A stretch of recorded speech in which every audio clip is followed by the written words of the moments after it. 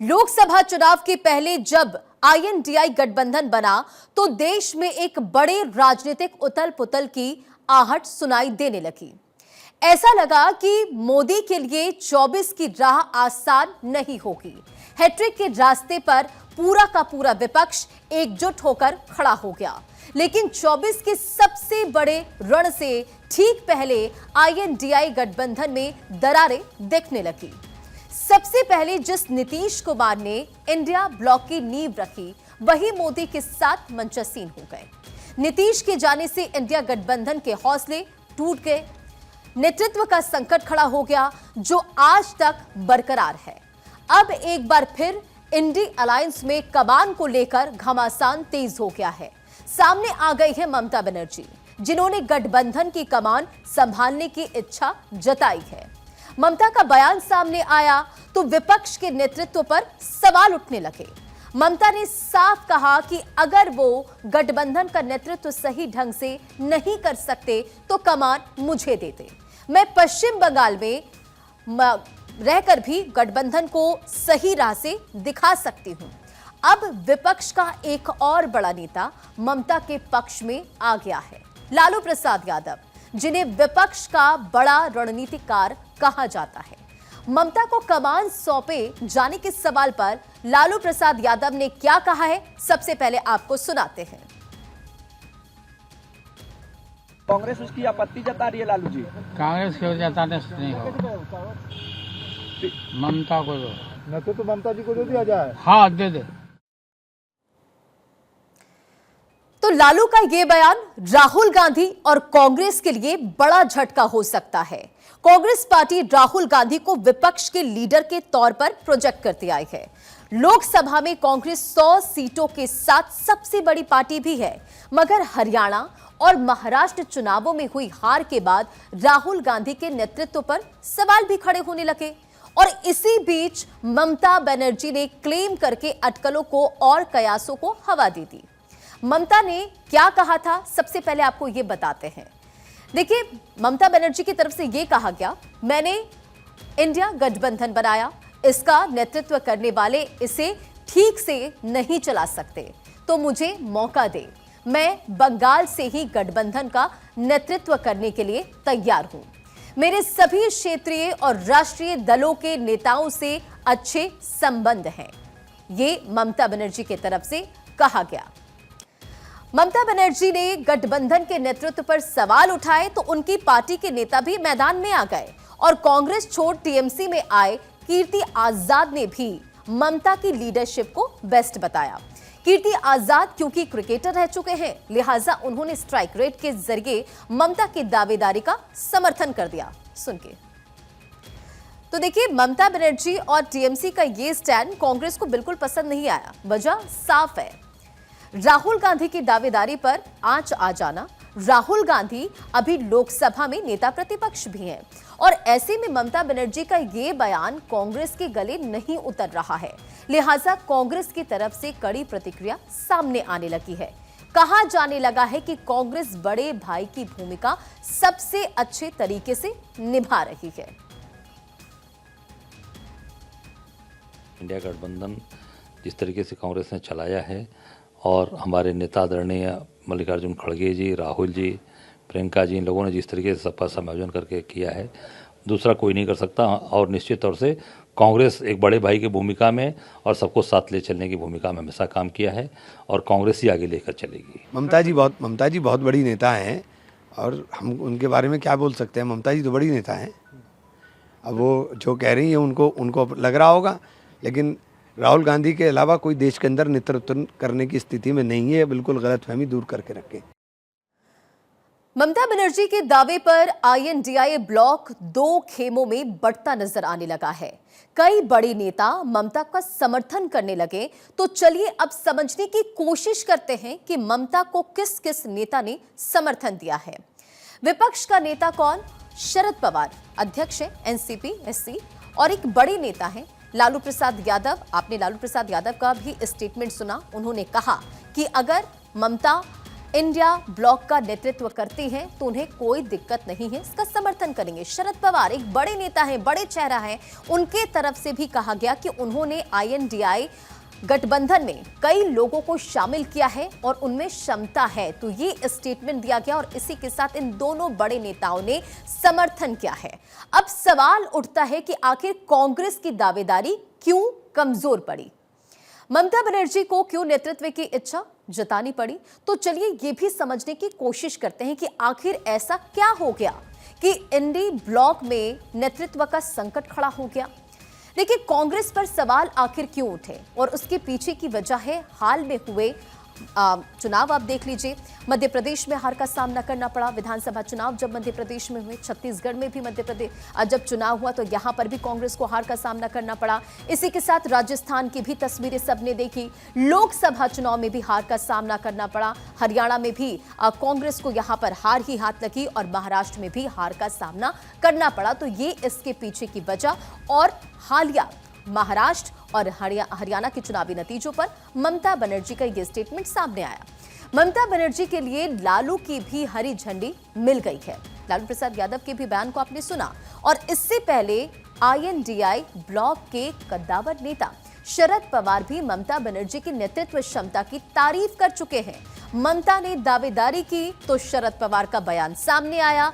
उन्होंने कहा कि ममता बनर्जी का रुख आक्रामक है, उन्होंने कई लोगों को खड़ा किया है, उन्हें ऐसा करने का पूरा अधिकार है। ममता बनर्जी में इंडिया ब्लॉक का नेतृत्व करने की क्षमता है, ये शरद पवार का स्टेटमेंट है।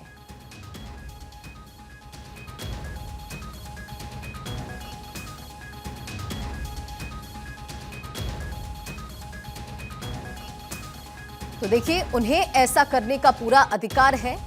शरद पवार बड़े नेता, ममता बनर्जी में इंडिया गठबंधन का नेतृत्व करने की क्षमता है, यह स्टेटमेंट उनकी तरफ से दिया गया। विपक्षी खेमे में घमासान मचा तो कुछ नेताओं ने सफाई भी पेश की। उद्धव की शिवसेना ने राहुल के नेतृत्व की तारीफ की, तो वहीं जम्मू कश्मीर के CM उमर अब्दुल्ला ने भी कहा कि लोकसभा चुनाव के बाद इंडी अलायंस की कोई बैठक भी नहीं हुई, ऐसे में नेतृत्व को लेकर जो भी बात होगी वो मीटिंग में ही होगी। सुन के राहुल गांधी जी के नेतृत्व पर कोई सवाल नहीं उठा रहा है, कोई सवाल राहुल जी के लीडरशिप पर नहीं उठाएगा, न हम भी उठाएंगे। राहुल जी नेता है हमारे सबके, कांग्रेस के भी नेता, हमारे सबके नेता है। देश में जो माहौल खड़ा किया है मोदी गवर्नमेंट के खिलाफ, उसमें राहुल जी का योगदान बहुत बड़ा है, ये हम सबको मानना पड़ेगा, हम सब मानते भी है। इलेक्शन के बाद इंडिया गठबंधन की कोई मीटिंग हुई नहीं है, तो चेंज ऑफ लीडरशिप का सवाल कहाँ पे उठता है? मीटिंग होने दीजिए, उसमें अगर ममता बनर्जी साहिबा इंडिया ब्लॉक की सदारत संभालना चाहती हैं तो दावा वहाँ पे करें, उस पर बहस होगी।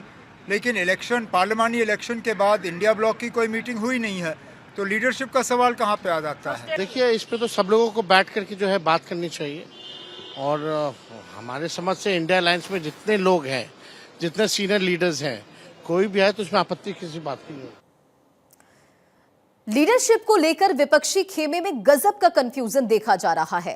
कांग्रेस पीछे हटना नहीं चाहती, वो राहुल गांधी के आगे किसी और के लिए 1 इंच की जमीन भी नहीं छोड़ना चाहती, तो टीएमसी खुलकर ममता बनर्जी की दावेदारी को मजबूत बताने में जुटी हुई है।